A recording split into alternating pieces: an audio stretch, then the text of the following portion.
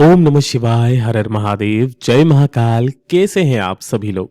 देखिए, आप सभी को पता है कि आज है 29 दिसंबर 2025 का दिन और आज है साल का सबसे आखिरी सोमवार का दिन। और पूज्य गुरुजी ने कहा था कि सोमवार की रात जिस घर में भी घर की चौखट पर ये 2 शिव दीपक जला दिए जाते हैं, उस घर में महाराज कभी संपदा, कभी वैभव की कमी नहीं रहती है। उस घर में सदैव खुशहाली बनी हुई रहती है।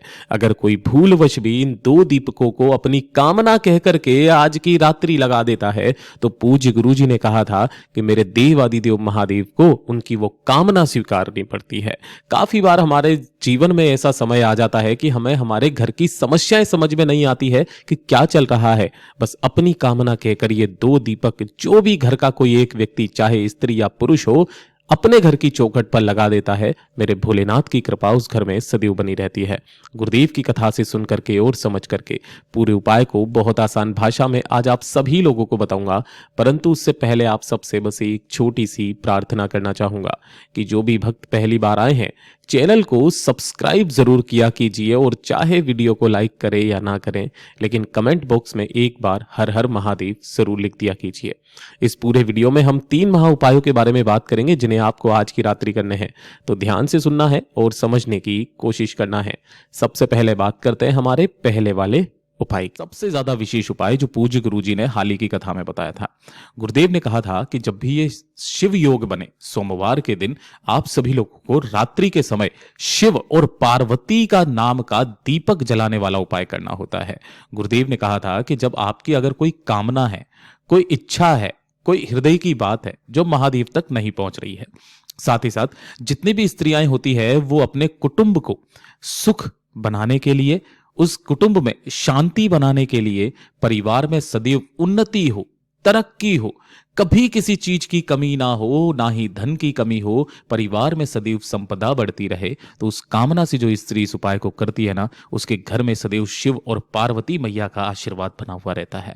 लेकिन इसे विशेष तौर पर ऐसे किया जाता है कि इस दिन जो आपको दीपक लगाने होते हैं ना, वो आपको मिट्टी के दीपक नहीं लेने होते हैं। आपको कौन से दीपक लेने हैं? इस तरीके से आटे के दीपक। कितने बनाने हैं? 2 दीपक आपको बनाने हैं अलग अलग। इस चीज का ध्यान रखना, ठीक है।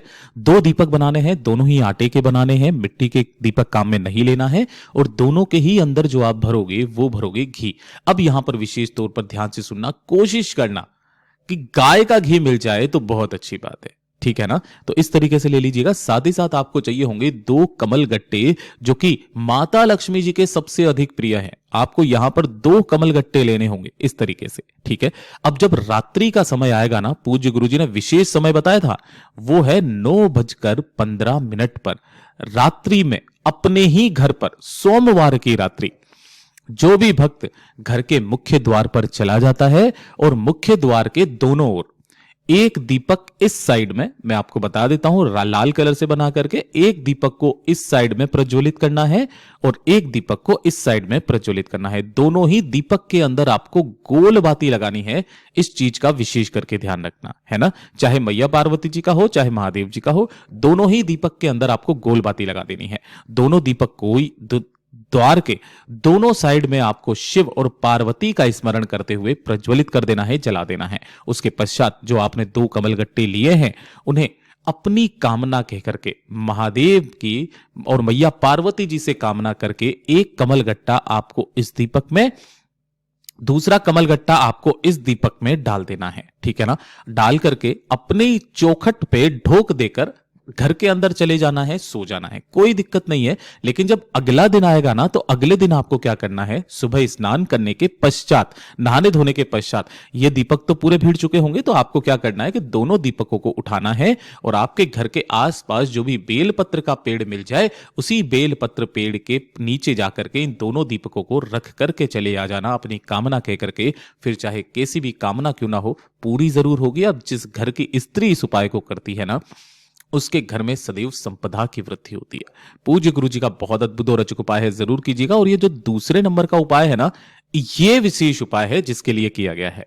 पूज्य गुरुजी ने कहा कि अगर आपके परिवार में आपके आसपास कोई व्यक्ति ऐसा है जिसकी किस्मत बहुत ज्यादा खराब चल रही है, दुर्भाग्य पीछा नहीं छोड़ रहा है, वो नौकरी के लिए कोशिश करता है, नौकरी नहीं लगती है, पदोन्नति नहीं हो रही है, साथ ही साथ गुरुदेव ने तो यहां तक कहा कि जिस कार्य में हाथ डालता है उसे सफलता नहीं मिलती है, घर वाले ताने मार रहे हैं कि तुम जीवन में कुछ नहीं कर सकते हैं, भाग्य चाहे कितना भी विपरीत चल रहा हो, पूज्य गुरुजी ने कहा जो भक्त इस उपाय को कर लेगा समस्त मनोकामनाएं पूरी होगी।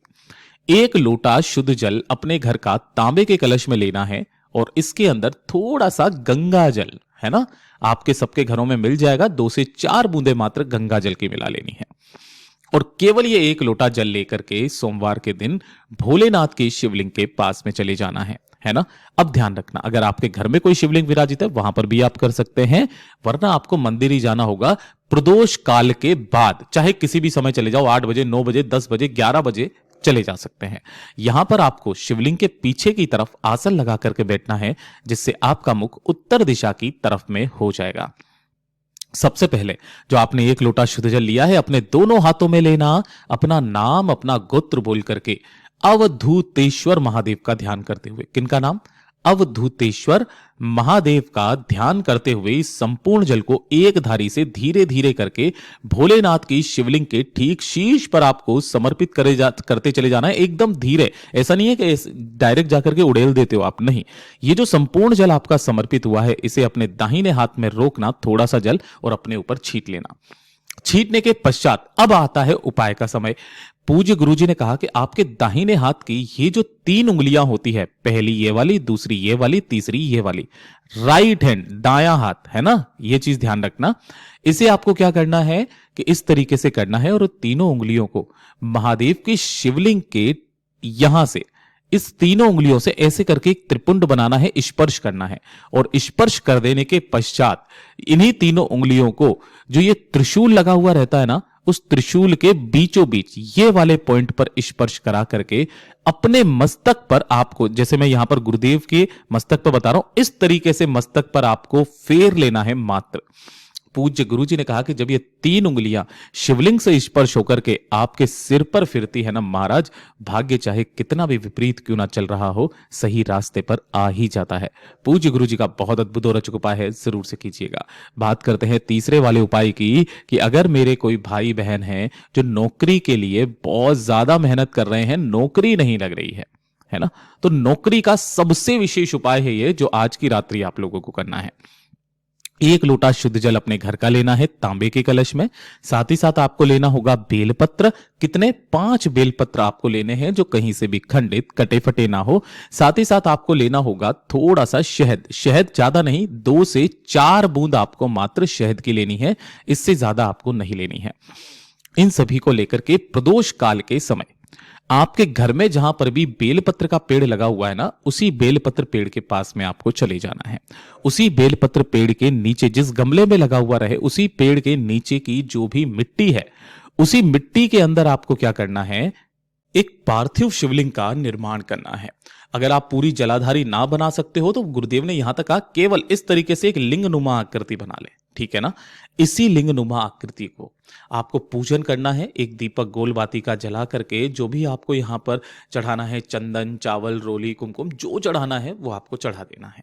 पूजन करने के पश्चात अब आपको क्या करना है, जो आपने यहां पर बेलपत्र लिए हैं, उन 5 बेलपत्र की तीनों पत्तियों पर, इस पर भी शहद, इस पर भी शहद और इस पर भी शहद, ऐसे ही सभी पत्तियों पर शहद लगा करके एक एक करके तुमरुका महादेव के नाम से आपको अपना नाम और गोत्र बोलकर अपनी कामना कहते हुए ऐसे समर्पित करना है कि सभी बेलपत्रियों की जो डंडियां रहे वो अलग अलग दिशा में रहे। इस चीज का विशेष करके ध्यान रखना। अपनी कामना कहकर के समर्पित करना, ढोक देना, वापस चले आ जाना। 15 मिनट के पश्चात आपको फिर से वापस आना है और 15 मिनट के पश्चात आकर के जो आपने एक लोटा शुद्ध जल लिया था, उसी एक लोटे शुद्ध जल को अपने दोनों हाथों में लेकर के ओम नमः शिवाय, श्री शिवाय नमस्तुभ्यम मंत्र का स्मरण करते हुए शिवलिंग के ठीक शीर्ष पर आपको समर्पित कर देना है, जिससे पार्थिव शिवलिंग का विसर्जन भी हो जाएगा और आपका उपाय भी कंप्लीट हो जाएगा। पूज्य गुरुजी ने कहा 5 सोमवार करके देख लीजिए, सोमवार नहीं तो 5 प्रदोष करके देख लीजिएगा, आपकी वो कामना जरूर पूरी होगी। 3 महीने के अंदर अंदर मेरा बाबा कहीं ना कहीं योग लगा ही देगा। पूज्य गुरुजी का बहुत अद्भुत और अचूक उपाय है, जरूर कीजिएगा। इसी के साथ में एक उपाय और बताया था कि जब आपके शारीरिक कष्ट, शारीरिक दुख दर्द बहुत ज्यादा हो रहे हो तो मात्र एक पीपल के पत्ते को 1 लोटे शुद्ध जल में डाल करके, है ना, यहां से लेकर के चले जाना है महादेव के मंदिर में, शिवलिंग के पास में। यहां जाकर उस पीपल के पत्ते को निकाल करके महादेव के शिवलिंग के ठीक शीर्ष पर आपको समर्पित कर देना है। और समर्पित कर देने के पश्चात जिस बीमार व्यक्ति के लिए आप कर रहे हो ना, उसका नाम और गोत्र बोल करके समर्पित करके 1 लोटा शुद्ध जल यहां पर आपको इसी पीपल के पत्ते के ऊपर समर्पित कर देना है, कामना कह करके। जो भी जल जलाधारी से बहकर नीचे की तरफ आए, उस जल को आपको एकत्रित करना है, रोकना है। रोक करके बाबा से निवेदन कामना करके इस पीपल के पत्ते को उठाना, इसी कलश के अंदर डाल देना और घर ले जाकर के इसी पीपल के पत्ते में जल भरकर उस बीमार व्यक्ति को पिलाना स्टार्ट कर दीजिए महाराज। चाहे शरीर में किसी भी तरीके की कोई गठान हो, मांसपेशियों का दर्द हो, है ना, या फिर किसी भी तरीके का कोई कष्ट, कोई परेशानी क्यों ना हो, वो समस्त परेशानियां दूर हो जाएगी। पूज्य गुरुजी के सभी उपाय बहुत ही ज्यादा खास और अद्भुत है, जरूर कीजिएगा। वीडियो पसंद आए तो लाइक करना, चैनल को सब्सक्राइब जरूर कीजिएगा।